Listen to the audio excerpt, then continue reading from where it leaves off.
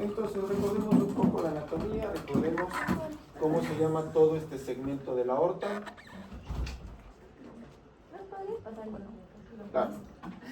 ¿Cómo se llama eso? La raíz aorta. ¿Cuántas partes tiene la raíz de la aorta? 3. ¿Cuáles son? Los senos de la bisalva, el plano El proximal a distal. Y El proximal a distal. ¿Qué va primero? Plano valvular. ¿Qué le sigue? los senos de la bisalva, Y por último, el plano sinotubular. unión sinotubular. Unión. Ya está, pero acá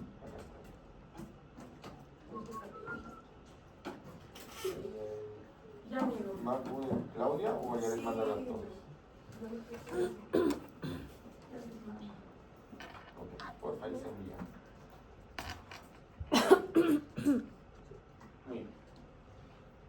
Entonces tenemos nuevamente, recuerden la raíz aórtica, sus tres partes de la raíz aórtica, plano valvular, senos de Valsalva, unión sinotubular. De forma ya más craneal vamos a tener todo esto que es la aorta ascendente. Esto de acá, el callado aórtico o arco aórtico, y por último todo esto de acá, la aorta descendente. Muy importante que hay ciertas partes, tanto del callado aórtico, que pueden, el callado aórtico a su vez se divide en diferentes partes. Esta rama de acá, ¿cuál es? Tronco brachiocefálico. Muy bien, la arteria o el tronco brachiocefálico. ¿Qué le sigue? Carótido común Carótido izquierdo. común izquierda, Subclavia subclavia izquierda. Entonces, cuando inicia o comienza la emergencia del tronco supraórtico, aquí obviamente inicia el arco aórtico y esta parte se le llama arco proximal.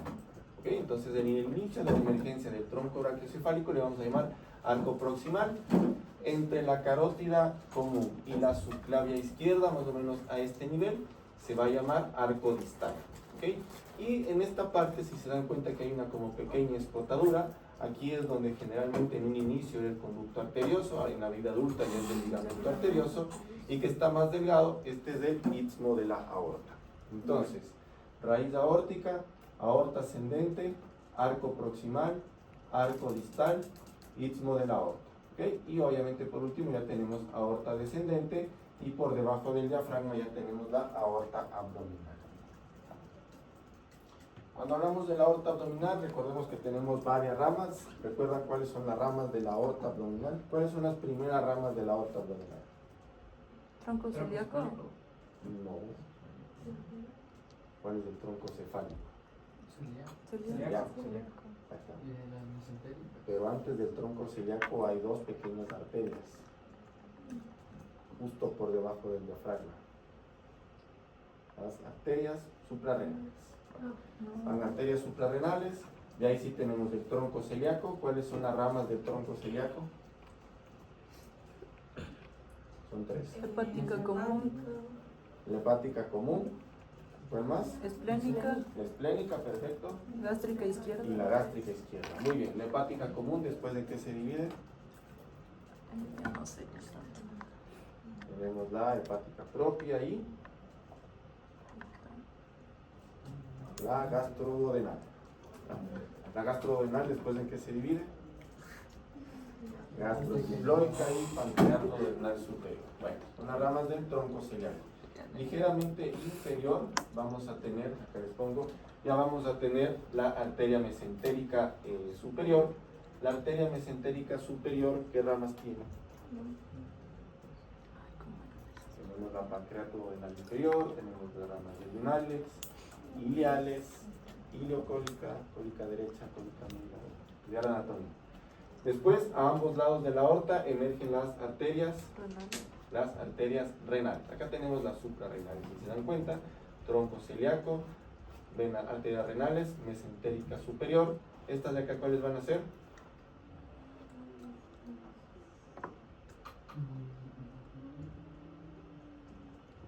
Que van hacia la parte inferior, hacia la pelvis. Las gonadales, hacia la testicular o las arterias ováricas. Y por último ya tenemos la mesentérica inferior, que va a dar obviamente la cólica izquierda, arterias sigmoideas y rectal superior. ¿Okay? Aquí les pongo un poco el calibre, los diferentes calibres de la aorta, pero de forma muy fácil de aprender. Recuerden, aorta ascendente 35, Callado aórtico 30, descendente 25 y abdominal 20. Entonces 35, 30, 25, 20. ¿Ok? Nada más vamos disminuyendo de 5 milímetros según vamos avanzando en el trayecto de la aorta. ¿Ok? Muy bien.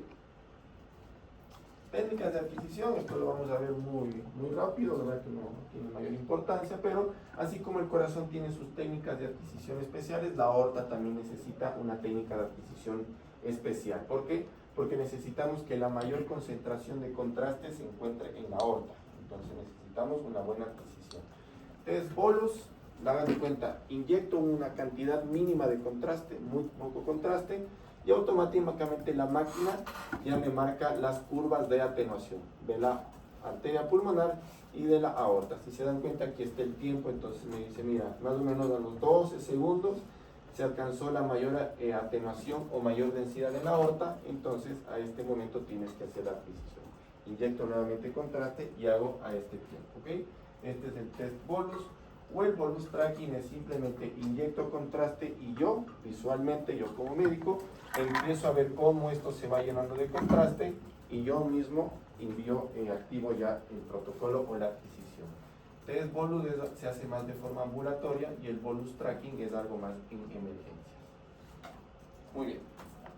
Ahora sí, vamos a hablar síndrome aórtico agudo. Recordemos, tenemos estas tres entidades: disección de aorta, hematoma intramural y la úlcera penetrante. Vamos siguiendo cada uno de ellos. ¿Cuál es la más frecuente? Obviamente la disección. Cuando hablamos de enfermedad, síndrome aórtico agudo, recordemos las clasificaciones. ¿Se han escuchado de Stanford y de Baker? Ok, entonces Stanford es la que más se utiliza y es la que yo recomiendo que siempre utilicen. De Baker ya no se utiliza.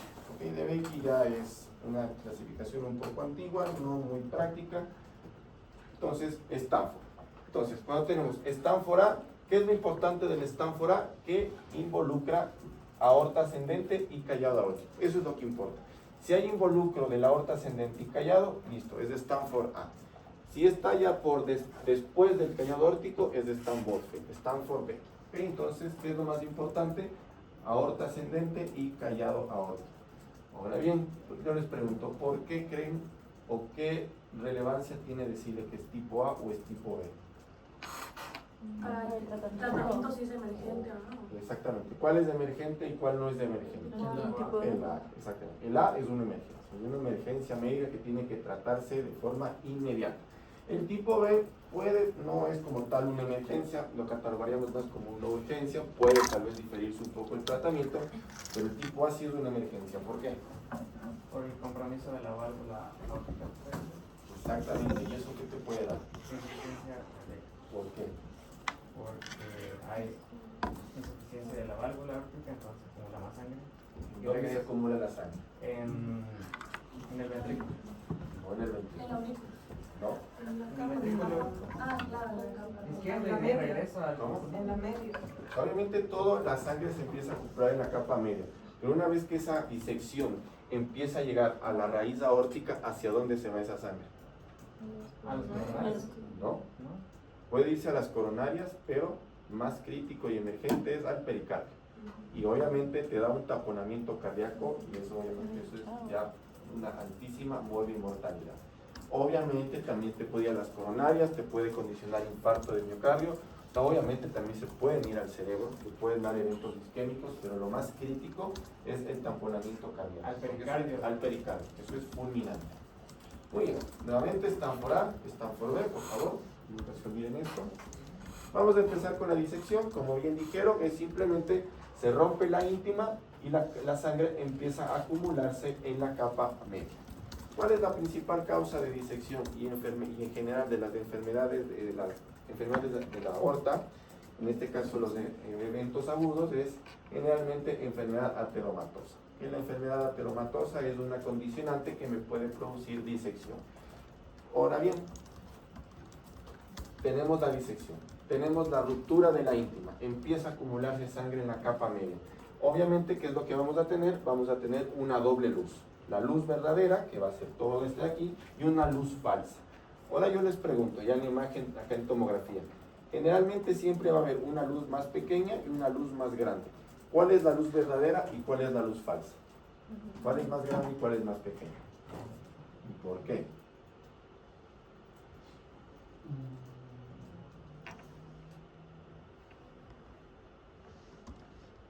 Entonces, ¿cuál sería la luz verdadera? ¿La más pequeña o la más grande? ¿Por qué la más pequeña? La pared es más gruesa Y y hay más tejido elástico, entonces. por ahí va. Hay mayor resistencia. En cambio, acá tú solo tienes prácticamente la adventicia, no tienes casi nada de resistencia. Entonces acá la resistencia es mínima, por lo tanto es más fácil que la sangre se vaya a la luz falsa. Entonces la luz falsa casi siempre o siempre va a ser mucho más grande que la luz verdadera. Aquí tienen el clásico ejemplo de una disección. Acuérdense de esta imagen, nunca se van a mirar, es como una imagen lineal que corresponde a la disección. Todo esto es la íntima que se rompió. Aquí tienen el sitio de ruptura, que casi siempre lo logramos identificar. O sea, en ¿Qué? esa imagen, ¿por dónde? O sea, ¿qué es lo que debería ser lo normal? Lo normal, aquí nada, aquí te está haciendo totalmente la disección. Lo normal es que no veas esta línea, o sea, veas todo esto hiperdenso. Como aquí estás teniendo esta línea, prácticamente es porque se diseccionó y estás viendo cómo entra sangre a la luz falsa y sangre en la luz verdadera. Lo normal es no ver esta línea, o sea, es ver más o menos de esta forma, todo completamente blanco, o sea, todo el contraste acumulado. ¿Y en la de acá, cómo es? Aquí ¿Cuál es la disección? Aquí la disección es de esta imagen lineal y aquí lo que estás viendo es del sitio de entrada. O sea, lo que estás viendo aquí es esto de aquí. ¿Ok? Ahí estás viendo el sitio de entrada. Aquí es donde realmente se accidentó o se condicionó la disección y esto ya es hacia donde se está extendiendo. ¿Qué Stanford sería este? Un Stanford A, porque aquí estamos en el callado aórtico. Este es un Stanford A. Muy bien. Y bueno, aquí varios ejemplos, nada más. Recuerden, miren la disección. Recuerden, la luz más grande suele ser la luz falsa, luz verdadera. Acá tenemos el sitio de entrada nuevamente en este callado aórtico y vemos cómo se fue disecando todo hasta inclusive la aorta abdominal. Esos son los flaps. Este es el flap de disección, exactamente. Flap de disección es donde entra. Miren. ¿Cuál de esos es un Stanford tipo B? ¿O podemos dar un ejemplo? Este es un Stanford B. Aquí tienes un Stanford B. Justo empieza después de la subclave. Este es un Stanford B, exactamente. Obviamente respetas el callado aórtico, si bien es cierto y algo se está metiendo, pero está justo posterior a la emergencia de la subclave. Entonces, este es un Stanford B. Estos van a ser Stanford A, Stanford A. Recuerden, es el más crítico. Acá no tengo las imágenes más caudales, pero si la disección empezó a este nivel en la aorta torácica, también sería un Stanford B. ¿Qué es lo importante del Stanford B? Obviamente observar las ramas que ya vimos, las ramas viscerales. ¿Qué puede condicionarme una disección que se empiece, por ejemplo, a extender, por ejemplo aquí, a la mesentérica superior, o que se empiece a disecar hacia las renales? ¿Qué me puede condicionar? Si se va a la mesentérica superior,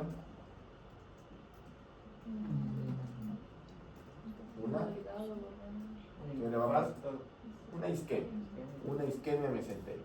Y si se va a la renal, ¿y eso qué te puede condicionar? Lesión renal. Tensión renal aguda, exactamente, y todas sus consecuencias de una lesión renal aguda.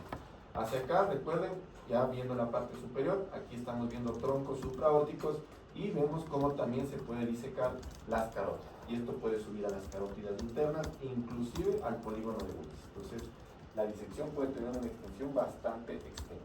Ah, pero sale desde la aorta. Desde la aorta. Empieza en la aorta, puede empezar en cualquier nivel de la aorta. Lo más frecuente es en el callado aórtico. Ahí es lo más frecuente. Como es un callado, es una dirección curva, hay ligeramente más turbulencia, hay mayor presión y hay mayor probabilidad de que ahí se forme la disección.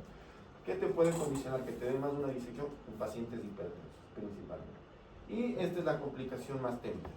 Derrame pericárdico y obviamente toda esta sangre se va al pericardio y también mucha parte se va a la pleura. Entonces tenemos un hemotórax masivo con un derrame o hemopericardio masivo, tamponamiento cardíaco y esto Una pregunta. fulminante. Sí. ¿En qué personas deberíamos sospechar disección aórtica? ¿Cuál es la clínica de una disección de aorta? Dolor torácico intenso, desgarrante. ¿En qué pacientes yo sospecho más? Principalmente en hipertensos y obviamente diabéticos. Y obviamente, como te dije, ¿qué condiciona que la pared del vaso se debilite? La aterosclerosis. O sea, pacientes con enfermedad ateromatosa extensa, pacientes con el colesterol alterado, todos esos pacientes pueden ser candidatos o propensos a una disección. ¿En qué edad más o menos? Generalmente es adultos mayores. Estamos hablando de por arriba de los 60 años, que ya tienen enfermedades ateromatosas difusas. Pero también puede ser, por ejemplo, en jóvenes que tengan alguna enfermedad del tejido elástico. No necesariamente. Ellos lo que más suelen desarrollar son aneurismas, más que disección de aorta. Que después sí puedan un poco desarrollar más enfermedad ateromatosa que otros pacientes, sí. Pero generalmente en un inicio todos estos que son el Ehlers-Danlos, Marfan, hacen más aneurismas. Muy bien, hablamos ya de la disección, ahora vamos a hablar del hematoma intramural. Cuando hablamos de hematoma intramural, es un hematoma que se empieza a formar en la capa media. ¿Cómo se forma un hematoma en la capa media? Por ruptura de estos pequeños vasos. ¿Cómo se llaman estos vasos que nutren la aorta? Vasa vasorum. Exactamente, entonces ruptura de vasa vasorum. ¿Cómo se rompieron la vasa vasorum? Pues bueno, lo que habíamos visto, pacientes generalmente hipertensos. Y sobre todo hipertensos crónicos mal controlados son los que suelen desarrollar hematomas intramural. El hematoma intramural, la verdad es que es un reto diagnóstico, es bastante difícil de verlo. ¿Por qué? Porque lo único que vamos a observar es una ligera hiperdensidad de la pared, que es muy difícil de ver. Si se dan cuenta, aquí vemos una ligera hiperdensidad, acá vemos otro poco, pero créanme, es bastante difícil de observar. Acá tenemos otros ejemplos. Obviamente estos son estudios simples, aquí no inyectamos contraste y vemos esta hiperdensidad de la pared. Obviamente, como digo, es un reto diagnóstico, ¿verdad? Que es bastante difícil. Y una vez que ya se contrasta, obviamente da la impresión de que hay un posible hematoma o trombo mural, pero lo único que estamos en realidad es un hematoma intramural. Por eso siempre hay que hacer fase simple. Miren todo este hematoma intramural, que Stanford le pone. B. Parece más un B, ¿ok? Aquí justo empieza la emergencia de la subclavia y aquí parece que empieza. Entonces este también es otro Stanford B. Y miren, ateromatosis difusa, placas de ateroma calcificadas, muy común que todos estos pacientes tengan placas de ateroma calcificadas. ¿Y el diagnóstico en cambio en este, por qué sería más? O sea, ¿imagen se pide bastante o no? Para esto sí. O sea, cuando tú tienes una clínica de estos pacientes que es el típico dolor desgarrante intenso, hay que pedir automáticamente una angiotomografía de aorta. O sea, estos estudios se hacen de emergencia, totalmente. Tal vez se conoce por qué se produce el dolor. El dolor, diría yo que es obviamente por la ruptura de la íntima. Es más por la ruptura de la íntima. Entonces, obviamente la íntima, como hay tejido muscular, hay bastante inervación. Entonces, obviamente, romper esta capa, aquí donde la inervación se activa bastante los receptores del dolor ahí y te da ese dolor intenso. Muy bien, predictores de mortalidad, bueno, esto no lo vamos a ver, pero bueno, algunos predictores de mortalidad, sobre todo de los hematomas, sobre todo el tamaño. Esto no le vamos a dar mucha importancia.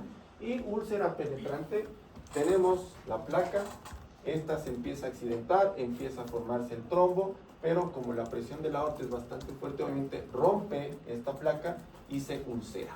Y se forma una úlcera que se llama úlcera penetrante, que es lo que estamos viendo acá. Es una úlcera penetrante. Acá tenemos otros ejemplos. Vemos como aquí tenemos una gran placa blanda, esta se ulceró y estamos viendo cómo entra el contraste. ¿Qué es importante de todo esto? De todas las enfermedades enfermedad de la aorta, que todas estas, hematoma intramural y úlcera penetrante, ¿en qué van a terminar? En disección. Casi todas estas dos, estas siempre, sobre todo la úlcera penetrante, a la final van a terminar en disección. Entonces, síndrome aórtico agudo. Muy bien, ahora vamos a hablar ya de patología inflamatoria. Hay dos grandes patologías inflamatorias. ¿Saben cuáles son? Ahí está. Takayasu y células gigantes. Ambas se ven exactamente iguales, son idénticas. Su morfología por imagen van a ver es idéntica. ¿Qué hay que ver en estos pacientes? Obviamente un poco la clínica. La arteritis de Takayasu, ¿en qué paciente se da? Más desde pacientes jóvenes y casi exclusivamente en mujeres. Básicamente pacientes jóvenes es un tipo de enfermedad granulomatosa, menores de 50 años. ¿Qué es lo que vamos a ver? Engrosamiento concéntrico de la pared. Aquí es lo que vemos. Esta es la clásica morfología o aspecto del Takayasu. Obviamente aquí yo les estoy poniendo carótidas, troncos supraórticos. ¿Por qué les pongo acá? Porque es el sitio que más se afecta. Arco aórtico y tronco supraórtico. Es el sitio más frecuentemente afectado por la arteritis de Takayasu. Otros ejemplos, miren, engrosamiento concéntrico de la pared de forma muy uniforme. Es un engrosamiento uniforme, bien circunscrito, pero si se dan cuenta, un engrosamiento bastante bien establecido. Depende de qué sitio esté involucrado, le vamos a dar un grado. ¿Cuáles son los más frecuentes? El 1 y el 2. Siendo el 2A y el 2B, la única diferencia es que si hay involucro de la aorta torácica o no. Esta es una clasificación que se llama la clasificación de Neumann, que es la clasificación de la arteritis de Takayasu. Recuerden, lo más frecuente es tipo 1 y tipo 2. Troncos supraórticos y callado aórtico. Otros ejemplos, lo mismo. Engrosamiento concéntrico de la pared. En este caso, voy a hacer un humano tipo 3. Vemos cómo hay troncos supraórticos y aorta descendente. Acá lo mismo. Miren cómo se engrosa la pared de los troncos supraórticos. Otros ejemplos, lo mismo. La verdad, más de lo mismo, toda la aorta engrosada. Y ya a veces, cuando ya es una arteritis crónica, si se dan cuenta, prácticamente el calibre del vaso ya se llega a disminuir. Y obviamente estos pacientes llegan a tener clínica ya de hipoperfusión, sobre todo en extremidades inferiores. ¿Cómo tratarían ustedes esto? Esta disminución de este calibre de este vaso. ¿Cómo lo tratarían? ¿Vaso dilatador? No, porque aquí tú ya tienes un tejido fibroso aquí alrededor. O sea, aquí ya pasó la parte inflamatoria, esto ya te dejó como secuela. No, el corticoide no te va a hacer nada. Como te dijo, esto ya es una secuela. En el momento inflamatorio agudo, sí. Pero aquí esto ya es una secuela. ¿Un stent? ¿Un stent? ¿De qué te sirve un stent? Para así abrir. Pero un stent no te amplía. O el balón, así. Exactamente, un balón. ¿Y eso cómo se llama? Balón. Se llama angioplastía. Ok, con balón, perfecto. Aquí lo que haces es un balón para intentar dilatar un poco más la aorta.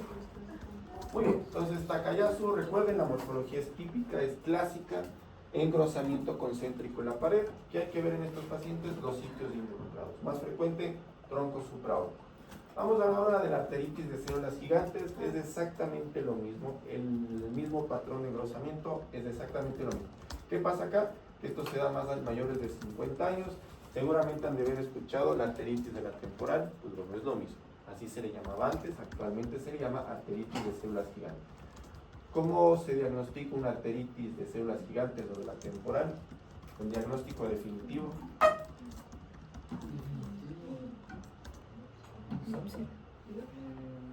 ¿Por ahí dijeron? Una biopsia, exactamente, de la arteria temporal. Muy bien, es con biopsia. Morfología es la misma, no me voy a detener en esto mucho, es exactamente lo mismo. Engrosamiento concéntrico de la pared. Tal vez aquí sí va a haber una predilección por más los troncos supraórticos, sobre todo ramas de la... A ver, la arteria temporal es rama de...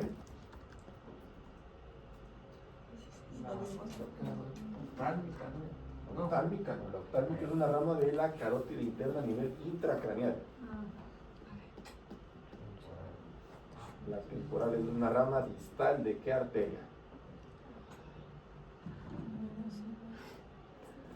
De la carótida externa. ¿Okay? Entonces, generalmente la arteritis de la célula temporal se va un poco más hacia la circulación o grandes vasos de la cara. Obviamente, de largo va a ser mucho más la arteria temporal. ¿También puede afectar la aorta? Claro que sí. ¿Qué estudio es este? Un PET, exactamente. Para las vasculitis o procesos inflamatorios de vasos, la verdad que el PET es de muchísima utilidad. En el Takayasu también me serviría y vería exactamente lo mismo. Esta captación de la pared como proceso inflamatorio. Muy bien, entonces les digo, la arteria temporal es la que más frecuentemente se afecta. Entonces hacemos esta resonancia, el paciente viene, ¿cuál es la clásica sintomatología del paciente con arteritis de la temporal? Lo que suele referir es cefalea. Le hacen una resonancia, le inyectan contraste, ahora díganme, ¿qué lado está afectado?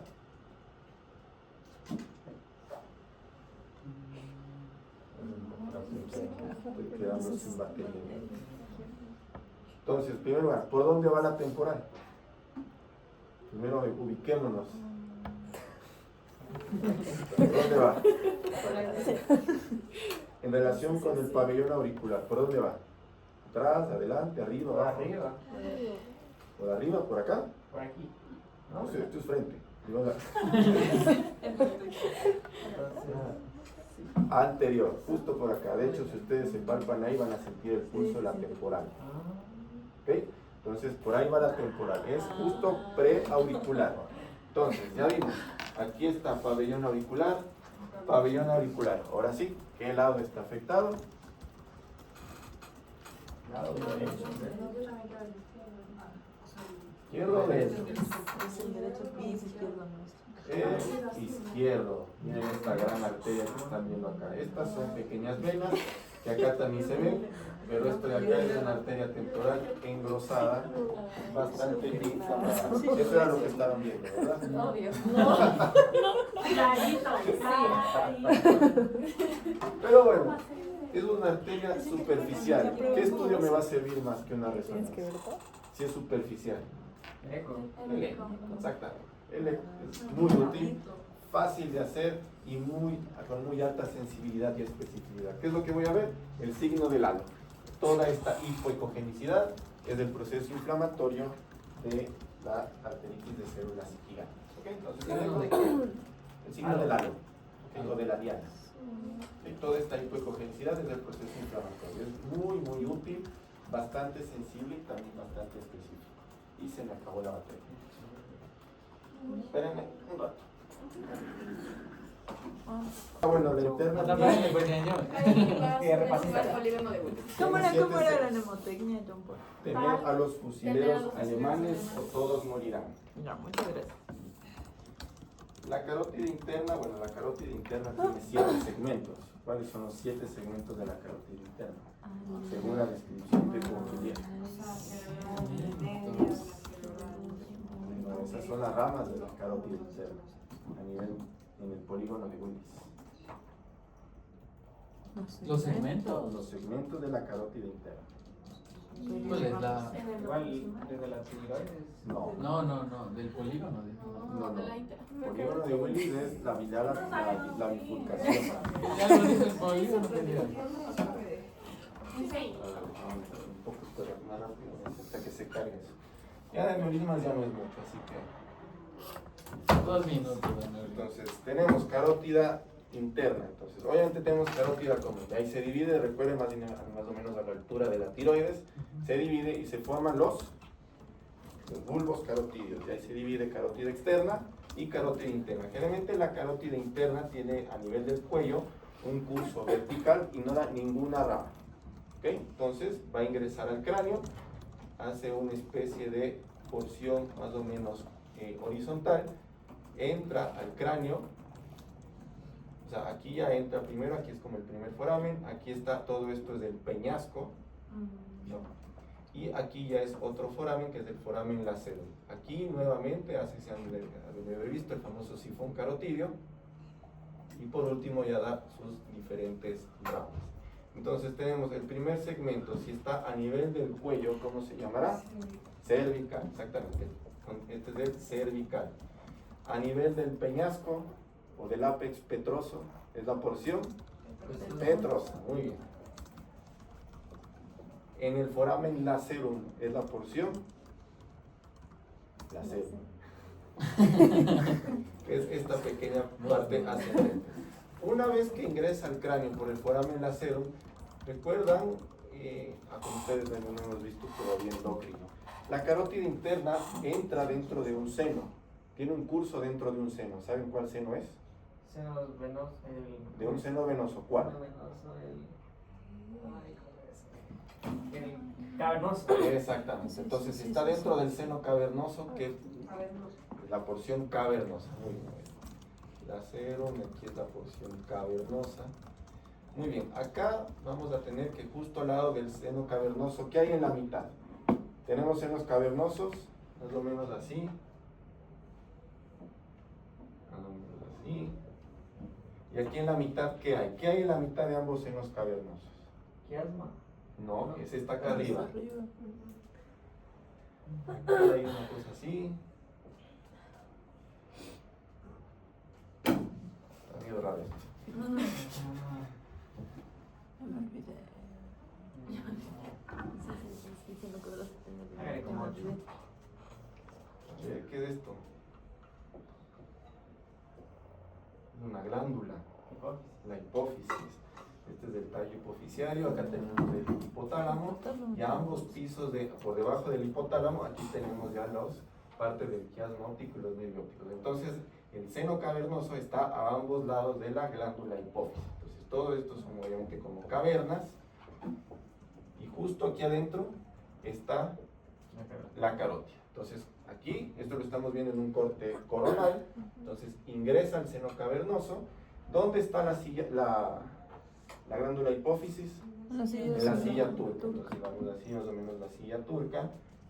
Acá está este del tribus. Entonces se han visto que a ambas partes, anterior y posterior de la silla turca, hay unas apófisis prominentes. ¿Cómo se llaman esas? Estas son las famosas clinoides. Entonces, más o menos la carótida tiene un poco este curso por ser cercana a las clinoides. Entonces aquí se llama la porción clinoidea. Si está por arriba de la clinoide es supraclinoidea. Y por último, ya la porción terminal. Y aquí es donde va a dar la cerebral anterior y la cerebral media. Y aquí ya se forma el polígono de Willis, que ya todos lo deben conocer. ¿Sí? ¿Dudas? Bueno, un poco de anatomía. ¿Hay alguna mnemotecnia para eso? No, pura memoria. Ahí sí es memoria. No, wow. Muy bien. Ahora la pregunta que siempre les hago. ¿Quién les dio anatomía de cerebro? Es que no nos dieron, Yo vengo escuchando desde que ingresé acá a la universidad. Pero ahora sí hay una de anatomía de solo neuroanatomía. Nosotros no tuvimos. Solo No, polígono. anatomía y Denis nos dio. Sí, eso lo vimos Solo un poco polígono. en, Sí, sí, no, en no, neurología, no, Pero sí, ya no, vimos Pero el desde Denis solo nos la dio terminal el para arriba. polígono y la basilar. Porque, o sea, yo también les doy la parte de imagen de cerebro. Y bueno, pues ahí vemos bastante. Ay, de que aprenden. ¿Y usted da un mes o 2 meses? El módulo. El ABP no es un semestre, o sea, es como este igual de que les doy de respi, es igual de neuro, también doy el de cardio y el de endocrino. Ya bueno, entonces ya en 2 semanas vemos Sí. todas las veces de Vamos cerebro. a ver. Listo, a ver, sigamos. Apaga el chis. amigos. Y lo último que vamos a revisar ahorita ya es la parte de aneurismas. ¿Qué es lo importante de los aneurismas, sobre todo del sistema nervioso de la aorta? Es la localización. Vamos a hacerlo rápido antes de quedarnos sin papelito. ¿Quién les está dando ahorita lo de anatomía? ¿Saben? Anatomía. De cerebro o neuroanatomía. ¿El Jorge? No, el. ¿Cómo se llama? Denis. No, ¿Quién? el Fer Torres. Creo. Cirujano. Yo tampoco. ¿Tu ñaña ya tuvo? ¿O no? Creo que ahorita está. No sé. la Oye, va a verdad. salir mejorcita en la nota que nosotros. Muy bien. Entonces, aneurismas de Ah, la no, aorta. la Marisa. La Marisa Bustamante. Ella les da neuro, anatomía. No. Anatomía 2 le estaba dando. Pero ahí creo que Ahí está hay dentro de ajá. neuroanatomía. Marisa. Eso ya lo dijo todo, ¿eh? Chuta la nariz. Es mi amigo. Es mi amigo, de hecho fue mi compañera de la universidad. Bueno, Entonces, por aneurisma eso de la aorta torácica y aorta abdominal. Vamos a empezar, vamos rápido. Aorta torácica, ¿qué es lo importante? Aquí lo importante es la etiología. De la aneurisma de la aorta torácica generalmente suelen ser patologías inflamatorias. Artritis reumatoide de Takayasu, células gigantes, Marfan, válvula aórtica y ciprofloxacina, principalmente. Y como es patología más reumatológica del colágeno, va a estar mucho más asociado a pacientes jóvenes, relativamente jóvenes, ¿no? 40, 50 años. Y la gran mayoría suelen ser hallazgos incidentales. Vamos a ver este caso. Entonces, ¿recuerdan la anatomía? ¿Recuerdan los contornos cardíacos o los contornos mediastinales? Recuerdan que el contorno mediastinal izquierdo hacia la parte superior estaba el callado aórtico. Entonces, si se dan cuenta, justo viene esta extensión desde el callado aórtico. Entonces, todo esto corresponde con un aneurisma.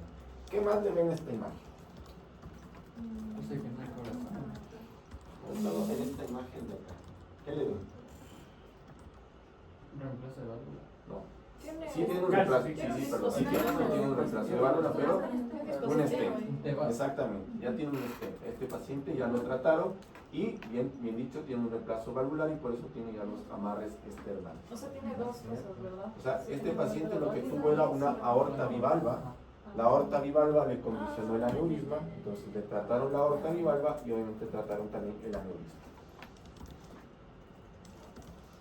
Siguiente, otro ejemplo, en este caso es un paciente que no se ha tratado todavía, lo mismo, vemos como desde el callado aórtico se extiende toda esta imagen curva que sigue el trayecto de la aorta, típico aneurisma de la aorta torácica.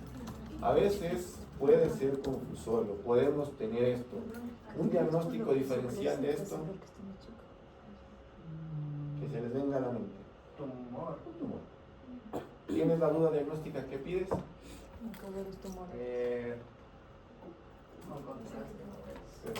¿Qué estudio pides? No.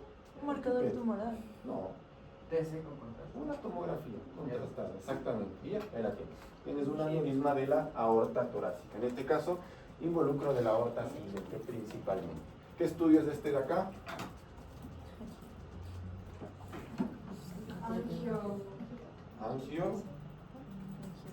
Angiotac, no. ¿Es de angioresonancia? Este es un angioresonancia, exactamente. Hoy te llaman el TOF, time of flight. Sí, solo que lo más común es en el cerebro, pero también se puede hacer en cualquier estructura vascular de alto flujo. La aorta queda bastante bien. Otros ejemplos, aneurisma de aorta torácica, no voy a decir mucho de esto, pero la morfología es la misma. A veces pueden ser aneurismas masivos. Esto suele ser muy típico en pacientes ya con Marfan o alguna colágenopatia Marfan, los Danlos, los Edits, cualquiera de esas. Y muchas veces podemos llegar a esto. ¿Se dan cuenta? Esto ya es un proceso. Este fue una paciente que tuvo un Takayasu, obviamente no se trató bien, condicionó toda esta enfermedad extensa de la aorta y se condicionó este gran aneurisma de la aorta. Muy bien, y ahora vamos con la aorta abdominal. ¿Qué es lo importante aquí? Aquí cambia completamente la etiología. Acá sí es puramente aterosclerosis. Y al ser aterosclerosis, vamos a tener que sean pacientes mayores de 65 años. Entonces, aterosclerosis. ¿Dónde está el aneurisma aquí?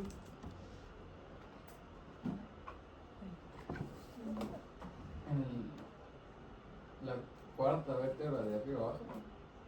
Abajo, arriba, cuarta De vértebra. Una, dos, cuarta vértebra de qué? Las Vértebras tenemos segmentos cervical, dorsal, lumbar. ¿Qué vértebras son estas de aquí?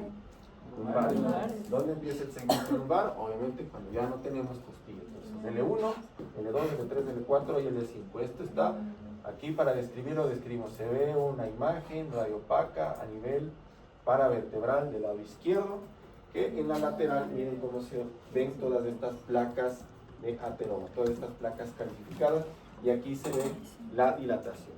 Así, que no lo crean, se suelen diagnosticar aneurismas, suelen ser asintomáticos y muchas veces los vemos en radiografías de columna. Este es un paciente con una columna. Si se dan cuenta, bueno, tiene una excesiva ya osteoporosis.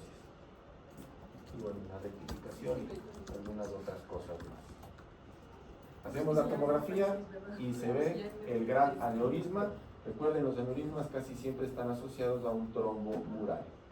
Aneurisma, en este caso, se extendió a las ilíacas. Otro ejemplo, miren la extensa enfermedad ateromatosa. Todas estas son placas de ateroma calcificadas. Una reconstrucción volumétrica, a veces muy útiles para la planeación, no tanto quirúrgica, sino endovascular. Estos pacientes se benefician de stents o endoprótesis. ¿Qué pasó aquí? Se rompió, exactamente. ¿Hacia dónde va esta sangre? Se rompe el aneurisma. ¿Hacia dónde va la sangre? ¿Hacia dónde se empieza a colectar? Peritoneo. La aorta está en el peritoneo. Ya sé que hace todo. Exactamente. La aorta es retroperitoneal. Entonces, de cierta forma, es algo que ayuda mucho a los aneurismas de aorta rotos a, de cierta forma, compactarse y darle tiempo al paciente de sobrevivir. ¿Alguno de ustedes puede presentarme prestar un rato nada más su tablet para acabar estas últimas diapositivas? ¿Sí? Ya es lo último, ya solo vemos. Uy.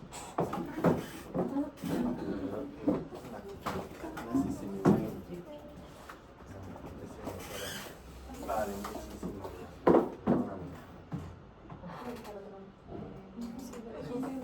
Calificó el baile en ayer a las 11 de la noche. Yo estaba dormido. Sí, en la noche. Es que nos estaba diciendo como para corregirlo. Mira, ¿a qué hora se abre la prueba? ¿A qué hora se abre la prueba? A las 11. Pero estaba con más tiempo. Entonces teníamos 11 y 10. la aneurisma de la aorta, recuerden, enfermedad ateromatosa difusa, la reconstrucción es 3D, que ya las habíamos visto, una ruptura obviamente del aneurisma. Todo esto está en el retroperitoneo. Entonces recuerden que el retroperitoneo es un sitio muy compacto que involucra tanto la aorta, la cava. ¿Qué más? ¿Qué otras estructuras hay en el retroperitoneo? Páncreas es El páncreas, ¿qué más? ¿Qué está ahí al lado del páncreas? Abrazando. ¿Qué abraza el páncreas? El duodeno, exactamente. ¿Qué porciones del duodeno? Más de segunda, tercera y un poco de la primera. Ya la cuarta ya un poco ya sale hacia la unión duodeno regional y eso ya es intraperitoneal. Muy bien. Entonces, ¿qué pasó aquí? Se rompió, todo esto es sangre. Aquí tenemos el sitio de sangrado donde se está extravasando el contraste. Tenemos otro ejemplo, igual de ruptura. Todo esto es sangre. Si se dan cuenta, todo está muy bien conectado. Nada se está extendiendo hacia el intestino porque todo eso es en el peritoneo. Todo esto es retroperitoneal. Y aquí, bueno, este ya es un paciente que afortunadamente se logró salvar de la ruptura. Le hacemos estudio de control y vemos esto. ¿Qué les parece?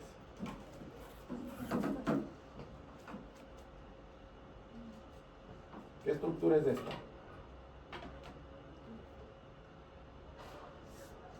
¿Qué es? La aorta. ¿Y esto? ¿La? ¿Y por qué se ven iguales? Que supuestamente es un protocolo de aorta, no de cava. Esto es una complicación de una ruptura aórtica y es que se forman fístulas. Se formó una fístula o una comunicación anómala aorto-cava o cava-aórtica. Entonces, ¿qué pasó? Hay una comunicación y obviamente todo el contraste de la aorta se fue hacia la cava. Y ya con eso terminamos. Aspectos importantes. Siempre hay que tener en cuenta qué estructuras vasculares están más involucradas, principalmente las renales. Que hay involucro de las renales no es muy importante porque eso determina si se puede o no tratar al paciente de forma con endoprótesis. Angulación del aneurisma, qué tan angulado, tortuoso esté, involucra las arterias ilíacas, pero esto sí es lo más importante, esto es lo que sí tienen que grabarse en la cabeza.